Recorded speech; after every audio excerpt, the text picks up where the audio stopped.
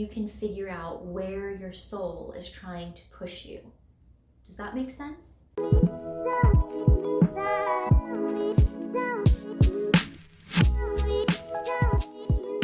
Hey guys, it's Rachel. Welcome to another video.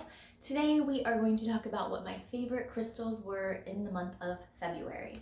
Just every month I like to look back and look at all of the crystals that I seemed to pick up over and over again, and I love going through afterwards and looking at the themes. I think it's really interesting and you guys seem to enjoy these videos, so we're going to keep doing them. So I already told you in January's video that I already knew this was probably going to be in my February favorites, and that is my piece of meteorite. This is my NWA Meteorite.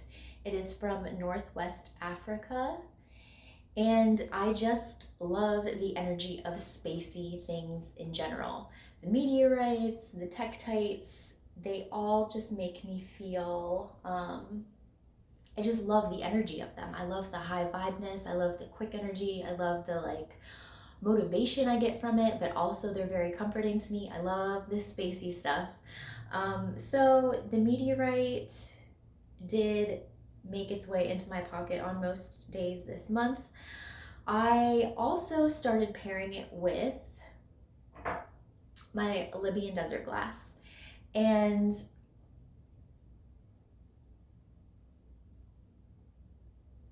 I've always been a big fan of Libyan desert glass. This is one that I seem to go through phases with. So if you guys don't know about it, it's a lot like moldavite. The story is a lot like moldavite. It's actually an impact glass from the Great Sand Sea in Egypt. Impact glasses come from things coming, crashing, melting things, and making glass. So that's kind of like the story behind Libyan desert glass. This is one that not only does it have the same kind of spacey, rushy quality as the moldavite. I think they're very similar, but this one's much more mellow. Back in my days working at crystal stores, I heard a lot of people say that this felt like home. Like when they picked it up, they felt instantly comforted. Whereas I think some people do feel that way with moldavite, but it might not be the immediate sensation you get when you touch moldavite, because moldavite is so in your face energy. This one is much more mellow, so I think maybe that's how it's easier for people to pick up on that resonance of, this is something familiar to me, this is something that gives me comfort.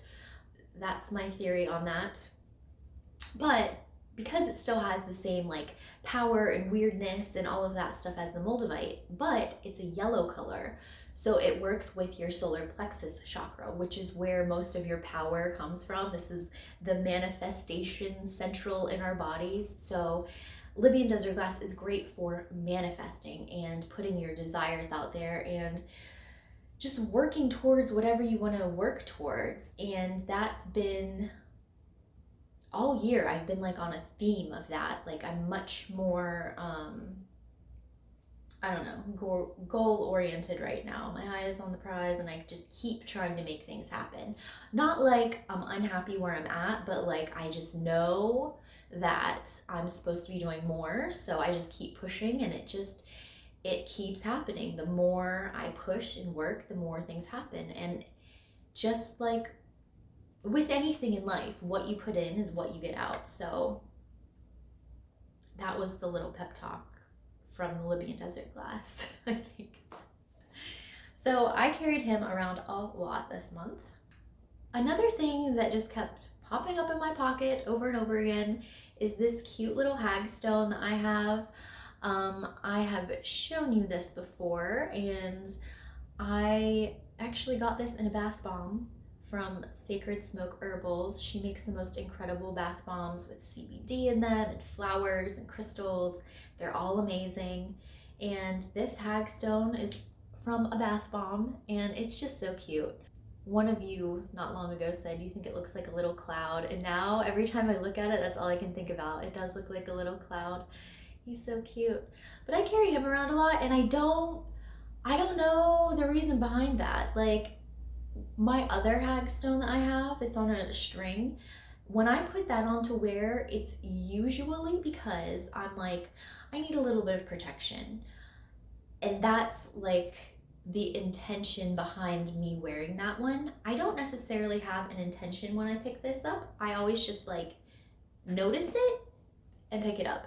But it was happening a lot this month. And so also, I don't know if like are Hag Stones grounding also? I'm not sure. So I was just reading a little bit about hag stones, and some people call them wishing stones. So maybe that's why I've been picking it up, because I have been so in like manifestation mode. And also being in, I don't know if you guys know this, but last month we had like 4 or 5 planets in Aquarius, which all that air sign energy is very manifestation-esque. Like that's what this whole year is supposed to be like astrologically. We have so much going on in air signs that this is the year really where you can like dive into the energies that are happening cosmically and help them help you manifest whatever you want. Because if you didn't know, we're in a simulation that's completely controlled by your mind. Anyways, I obviously picked up a lot of like weird stones this month. This is one of my crop circle Flint stones, and I got a few of these delivered from the UK. They're in my UK crystal haul if you want to watch that.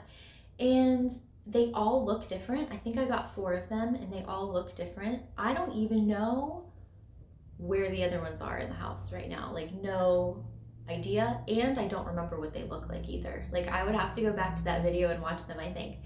But this one is the one I've used the most out of all of those, and I just carry it all the time. I don't know why I feel so much more comfortable around high weirdness stuff. Maybe it's the only thing that makes me feel normal, because my whole life I've been the high weirdness in the situation. Low key. Like I've been, most of my life I was pretty good at hiding it. So crop circle flint is stone that is found in a crop circle. So I'm actually going to read what it says on the website I purchased this from. It says, these stones hold a pragmatic and earth-bound energy which seems to originate from other dimensions. This flint acts as a talisman, accelerating your spiritual awakening and opening a path for internal communication.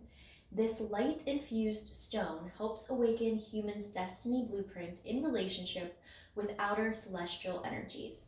It stimulates the heart, the third eye, and the crown chakras. I'm unsatisfied with that answer. So another site says that it stimulates the brain and activates our latent talents of seeing and knowing. And it pulls our gifts from the dark into the light. It accelerates your journey on the spiritual path. A lot of people are calling it the awakening stone now. Again, like the Hag Stone, I don't know like what's going through my head when I pick it up, like what I'm expecting to get out of it. Maybe I don't think like that every time I pick up a stone, but like I said, I just think it's interesting that this past month, it's been stone after stone that's like the weirdness, the meteorites and the impactites and the crop circle stones. Ooh. Jewelry wise, I have been wearing my double Angelite a lot this month. And that's very like intuition and things like that. But I feel like I've been putting them on. When I put them on, I almost feel like it's like an armor. So I feel kind of like protected by these, and maybe it's because it does help my intuition, and your intuition helps steer you through life if you learn how to pay attention to it. So, sorry, when I talk fast like that, it's usually not me talking. I've also been wearing my Rutilated Quartz ring around. So this is the first full piece of jewelry that I made. I can't remember if I showed this to you before. It's crooked. I think I did show you this, but it's crooked, but I still love it. So it's funny. I've always enjoyed Rutilated Quartz. Before I started wearing it all the time, I didn't associate it as much with money. Now I'm associating Rutilated Quartz with money simply because I was wearing it for a few weeks and like money, money, money, money rolling in. And then I took it off for a few days and everything just stopped. And I was like, that's interesting. And I put it back on. I was talking to Brittany one day, actually. And I was like, everything's been going so well. And then it just stopped. So I put it on again today. The next day, everything started rolling again. And I'm just like, wow, that's noticeable. So, Rutilated Quartz might be one of my new favorite things. And it does, so this has a lot of golden rutile in it. You can get different colors of Rutilated Quartz. This is gold. And so that's interesting because, again, just like the Libyan desert glass with the yellow, solar plexus chakra, manifestation, all of your human body power, that's where it all comes from. So again, maybe it's just that I was like manifesting that and it wasn't so much about money. Like the first thing that pops up when I search for Rutilated Quartz, it's an illuminator for the soul. It promotes spiritual growth. It cleanses and energizes the aura because it draws off negative energy. It draws off disease. It helps you let go of the past. It's supposed to help relieve fears and phobias. The spiritual meaning of Rutilated Quartz is that of the illuminator, the connector of all 114 chakras in the human body, and the crystal that will connect your entire being to the divine from your root to your crown. I am a beacon of light. Let this be your mantra for life. I love that. That's beautiful. To understand that you are always connected to the divine. While the soles of your feet remain on the earth, your heart and mind are eternally tied to the celestial world through your invisible silver cord. Rutilated quartz might be my new favorite thing. I might need a bigger piece now. What is wrong with me? All I can imagine is just this like giant something. I just want to wear a giant something of Rutilated Quartz now. So necklaces, I've been wearing my Lepidolite a lot this recent month, and Lepidolite is one of my favorite crystals. It really is, but I haven't been carrying it or wearing it a lot lately, and all of a sudden it jumped out to me this month and I have been putting it on over and over. It instantly calms me down. Like I'm all hyped up doing this video, I'm in good energy, and like I put my hands on it and it's almost like I shouldn't have because now I'm just like chilling. It's just such a happy calmness though. It's like this like floating, everything's going to be all right feeling, but like physically too, like I feel my shoulders relax. Lepidolite is amazing. I highly, highly recommend Lepidolite for calmness. If you have anxiety, if you have trouble sleeping, anything like that, Lepidolite is so nice for your soul. It's calming, soothing. It's like a hug. So another one I want to talk about is fluorite. And we talked about fluorite last month, but I was continuously drawn to fluorite again this month. And I chose to bring this piece out to show you today because it's very light. And can you see there's like a little purple and a little green, but it's very hard to tell what it is. So I was picking up fluorite here and there. Like fluorite's one of the ones that I have all over the house. I have a million little pieces of it. I have like bigger pieces of it. There's one like up on this wall. But I had to bring it up again and show you this piece because one day I was in my room and I have this certain like box where there's just a lot of like random crystals in, and it's like on a shelf under something, so it's not very well lit. There's just a lot of random stuff in there, and one day I just passed it and this was like hiding down under in things, and I was like trying to get to it like crazy. I'm like, what is this? I need it, I need it. And I pulled it out and I'm like, oh, it's fluorite. Like I can't tell from far away in the dark what this is. It's not super obvious, but I needed it, had to have it, and it was fluorite. So I am still drawn to fluorite this month, just like I was last month. And God, it's just, fluorite's so good for so many things. And I'll be honest with you, like I'm usually drawn to darker pieces of fluorite. I'm very drawn to blue fluorite, but this really light, whatever piece, there is something so like gorgeous about it.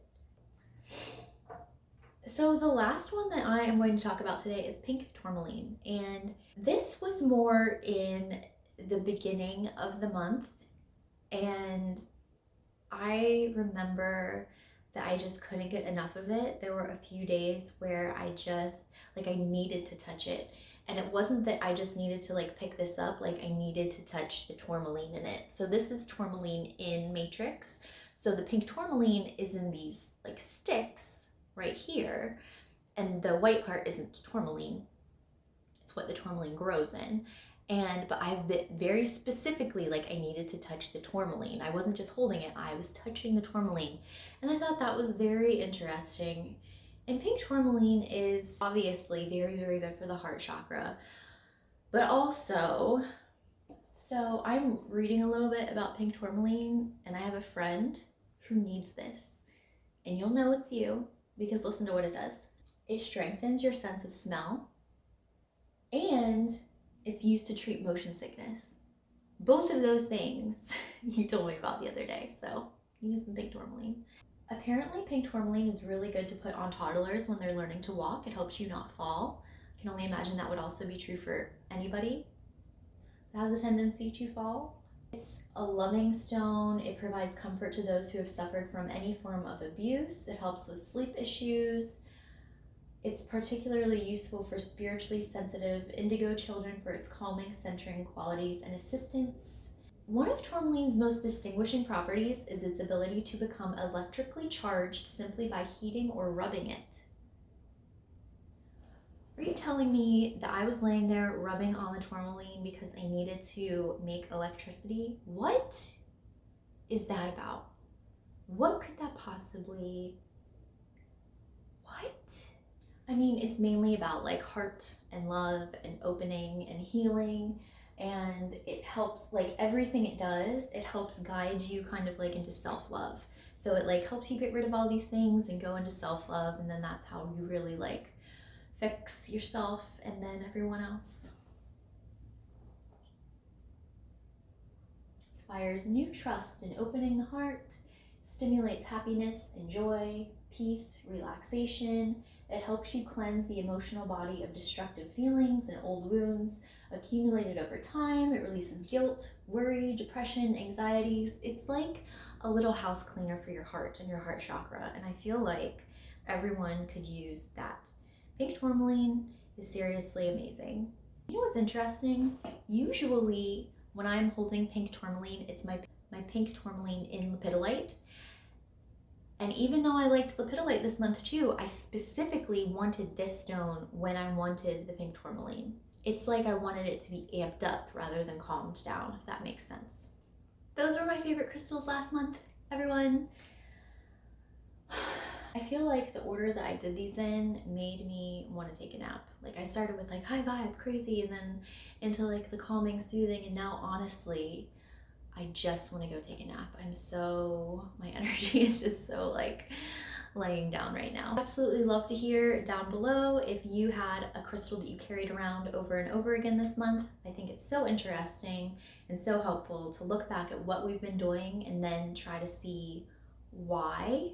Because if you are doing these things kind of like subconsciously, like picking up crystals, and the crystals are kind of like speaking to your subconscious, and then you go through a period of time doing that, if you then stop for a second and just turn around and look back at what you did, maybe you can figure out where your soul is trying to push you.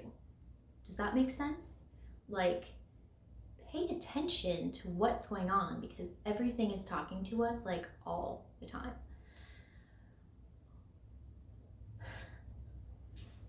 Thank you so much for being here with me today, you guys. I appreciate you all so much.